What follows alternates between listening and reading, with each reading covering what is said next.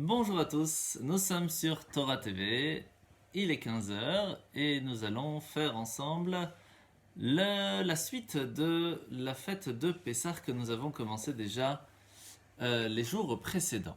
Alors jusque-là, rappelez-vous, nous avons parlé du fait que le peuple juif était prêt à sortir d'Égypte. Moshe Rabbeinu est même parti jusqu'à aller chercher le tombeau de Yosef pour le ramener en Israël. Et c'est en fin de compte le lendemain matin, très tôt, que le peuple juif va donc se préparer pour sortir d'Égypte.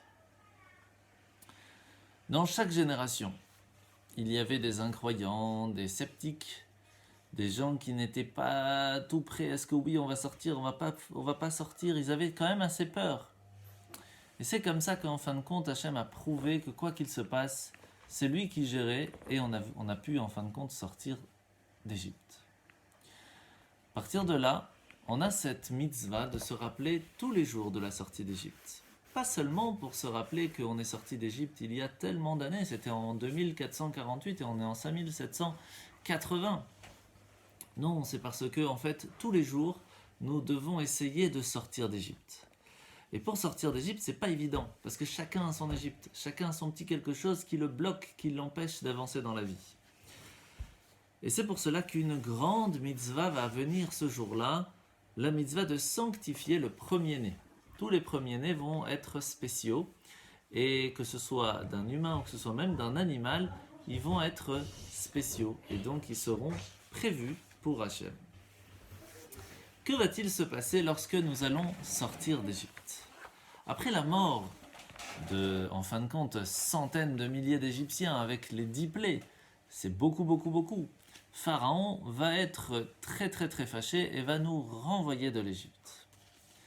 Et alors, d'une certaine façon, il va pas être très content, parce que il va se rendre compte qu'il n'a pas fait une bonne affaire en essayant de nous garder en Égypte. Il aurait mieux fallu nous laisser partir très vite.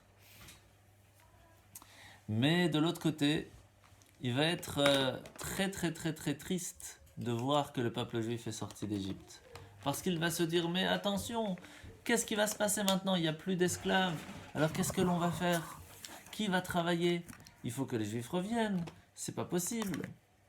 C'est comme ça que Pharaon va regretter le fait que nous sommes partis d'Égypte et va tout faire pour nous retrouver. Mais il faut savoir que quand on est sorti d'Égypte, on va sortir par une porte. Et à ce moment-là, c'est marqué dans la paracha que les chiens n'ont pas aboyé. Pourquoi?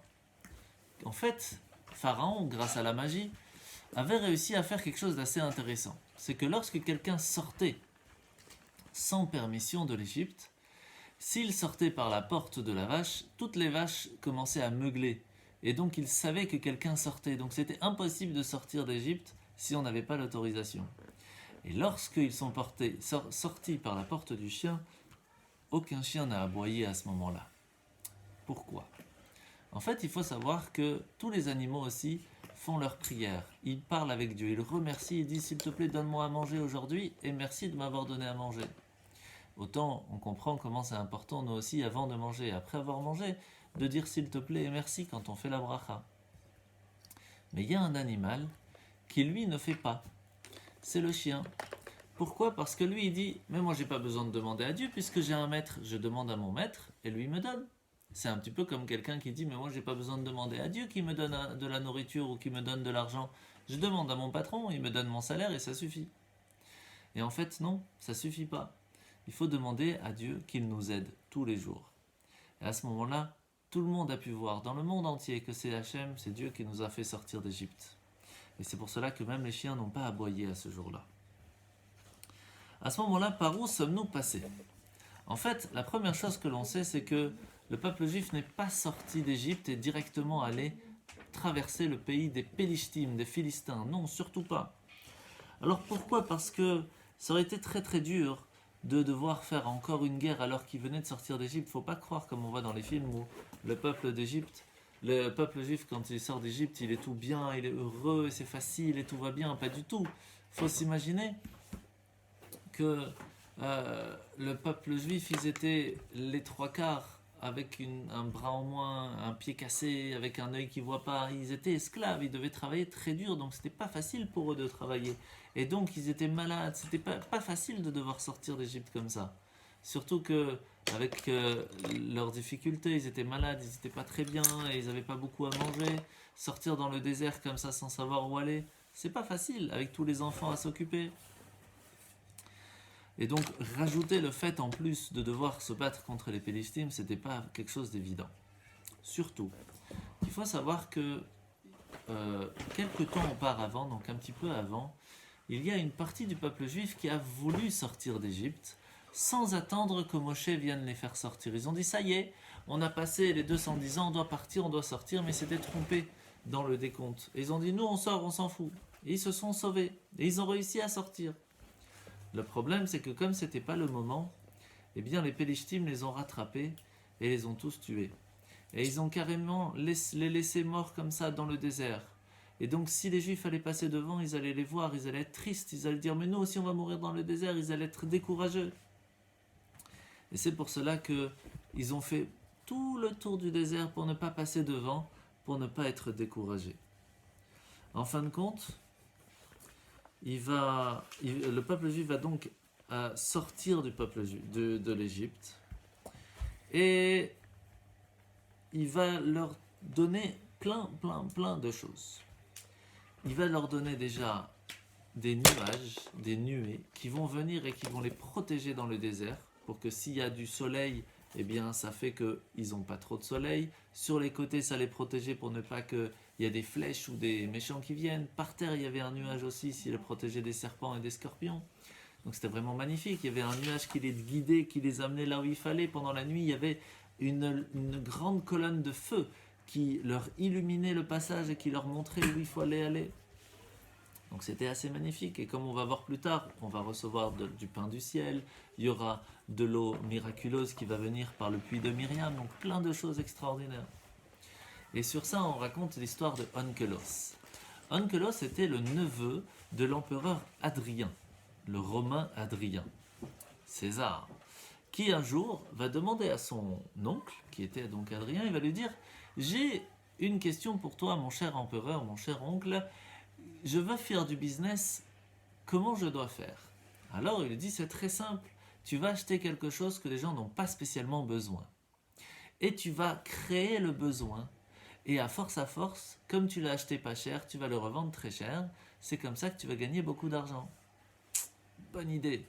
Et Onkelos va partir en Israël et il va apprendre la Torah et il va même se convertir au judaïsme.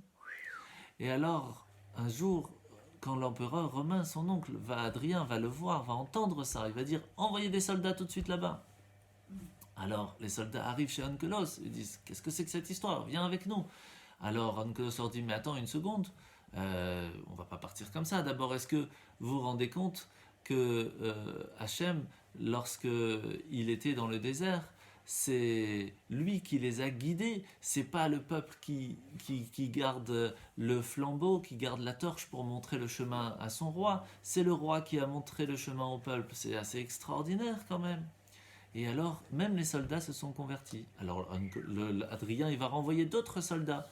Et il leur a dit, vous ne parlez pas avec lui, hein, attention. Hein.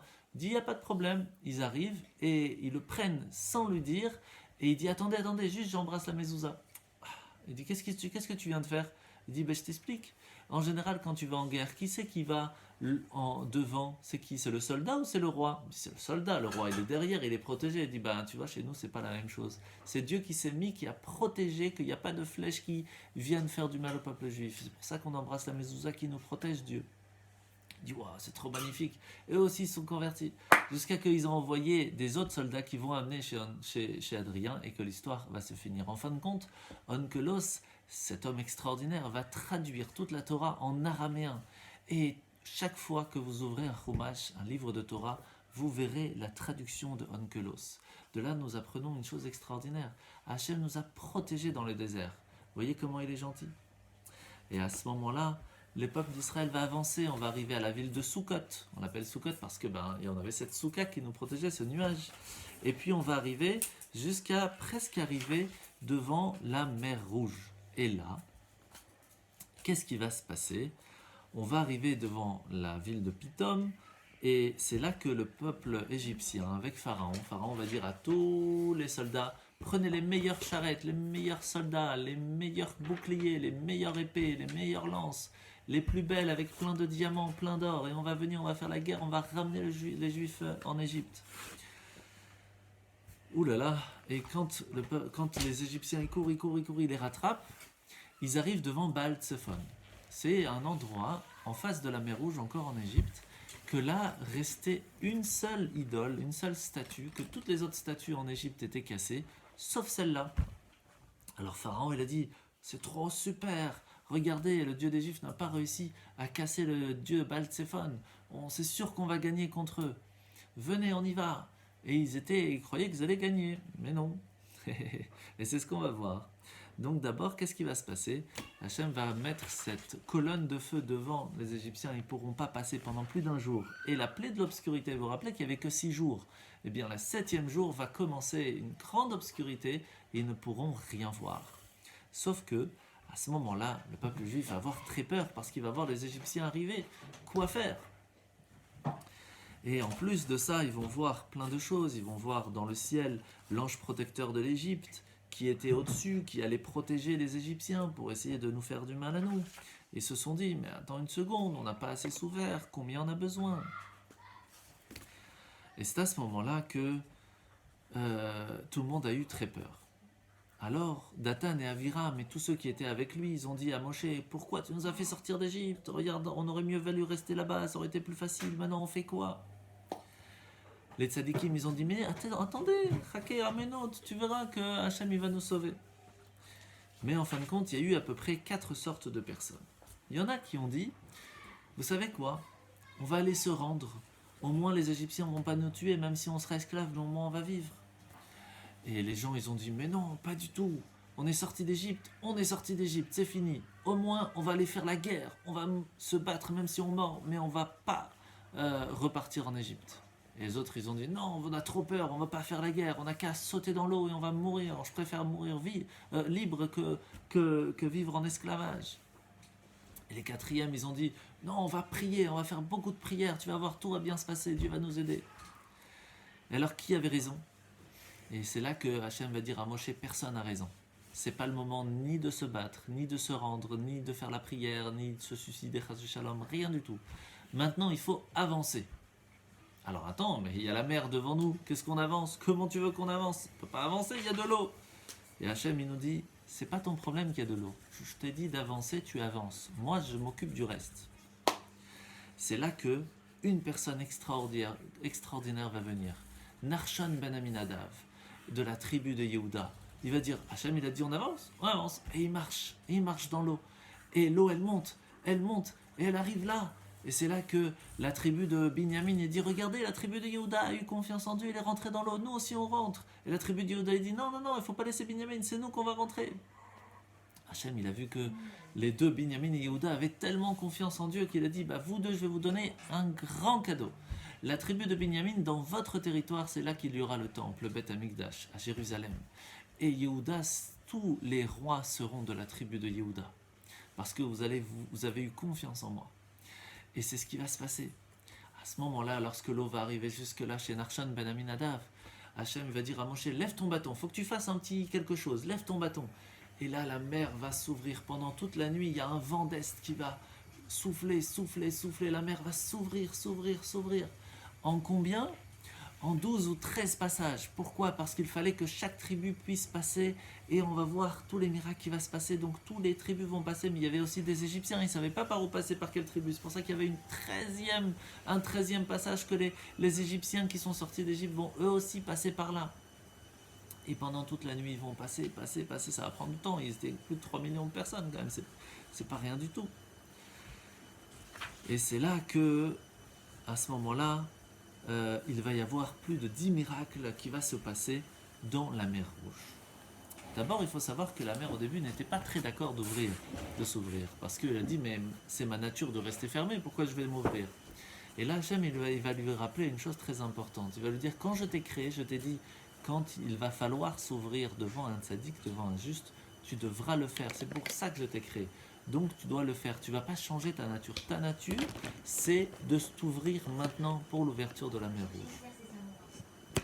À ce moment-là, c'est là que va commencer en fin de compte l'ouverture de la mer Rouge. Quels sont les miracles qui vont se passer? Alors écoutez bien les enfants. D'abord, l'eau va s'ouvrir, ça on en a parlé. Puis, elle va carrément former un toit au-dessus d'eau pour les protéger. Elle va se faire, comme on a dit, ou couper en 12 pour les 12 tribus. Tout était sec, totalement sec pour les Hébreux. Alors que pour les Égyptiens, c'était tout en argile. Et ils vont tous tomber dedans, ils vont s'écraser dedans, ça va être une catastrophe. Pourquoi? Parce qu'ils faisaient travailler les Juifs dans les pieds dans l'argile, alors ils ont eu la même chose. L'eau va être très très dure, comme de la pierre pour les Égyptiens sur les côtés qui vont leur faire très mal. Alors que pour les Juifs, ça va devenir de l'eau, ils vont pouvoir boire de l'eau potable. Et c'était magnifique, il y avait des mosaïques, on voyait, c'était un magnifique aquarium, vous imaginez un petit peu. Et ces murs étaient transparents, on voyait les autres tribus, parce que vous imaginez, on est comme ça, on voit de l'eau partout, on a peur. Et ils voyaient les autres qui passent à côté, donc c'était plus facile. Et donc, le mur fondait pour pouvoir boire de l'eau. Et tout de suite, ça redevenait dur. Et il y avait des arbres à l'intérieur qui poussaient pour que les enfants puissent manger des pommes, des poires et tout. Et ça poussait en très très très vite. Et là, quand l'armée égyptienne, après, ils ont vu que les Juifs étaient à l'intérieur, ils ont commencé à courir, à vouloir aller dedans. Et là, l'ange de l'Égypte, le Sar, comme on appelle le prince, va commencer à dire à tout le monde, à Dieu, il dit « Sauve les Égyptiens, ne les tue pas, attention !» Mais on a fait un grand tribunal dans le ciel. Et tout le monde, il a dit « Regarde, mes enfants, les Juifs sont partis en Égypte. » Et en fin de compte, les Égyptiens leur ont fait beaucoup de mal. Regarde tout ce qu'ils ont fait. Ils les ont tués, ils les ont jetés dans le Nil, ils les ont fait esclavage et tout, etc. Il dit c'est vrai qu'ils ont fait tout ça. Et donc les Égyptiens vont être effacés de ce monde à ce moment-là. À cause de 7 choses qu'ils vont faire. La première, c'est qu'ils se sont prosternés devant des idoles, l'idolâtrie. Deuxième chose, ils se mariaient l'un avec l'autre, l'immoralité. Ils tuaient les gens, ils oppressaient les gens, ils exploitaient les gens, ils profanaient le nom de Dieu, ils étaient orgueilleux et ils faisaient beaucoup de la chanara. Ils disaient, t'as vu, lui, il a fait ci, lui, il a fait ça. Et tout ça, c'est ce qui va se passer que les Égyptiens, en fin de compte, l'eau de la mer vont leur faire plein de problèmes, mais en fin de compte, l'eau va se refermer sur eux. Ils vont être mélangés, le cavalier avec tout le monde, tous les Égyptiens vont mourir. Et c'est comme ça que va se passer l'ouverture de la mer Rouge. Pour savoir la suite, je vous attends demain.